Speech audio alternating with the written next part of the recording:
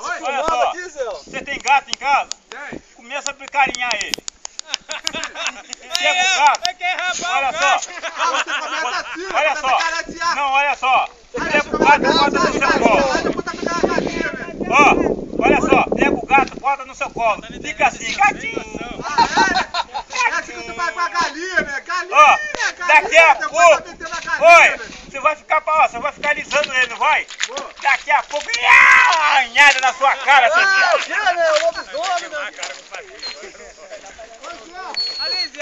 Olha, Zé, eu faço isso bom, Zé.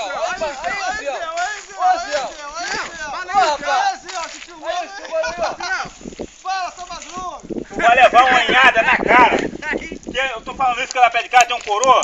Tô vendo o coroa na beira do caminho, no portão dele, lisando o gatinho. Lisando.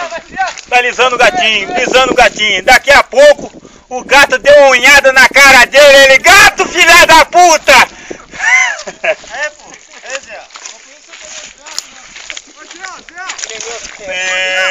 Caraca. Vai embora pra lá, rapaz. Vai pra lá, rapaz. Vai pra lá trabalhar lá, ó. Oi?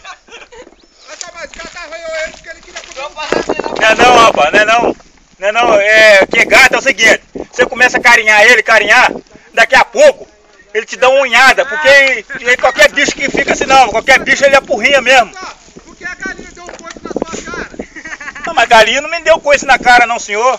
Ai, quebrou seu dente. Não, essa aqui eu arranquei no dentista, pô. Oi?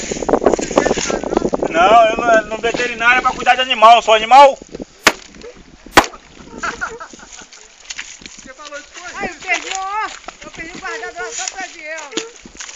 Ô, Patrick, vai trabalhar, vai. Eu, hein? Vai trabalhar, rapaz. Aí depois você para que tira dentro.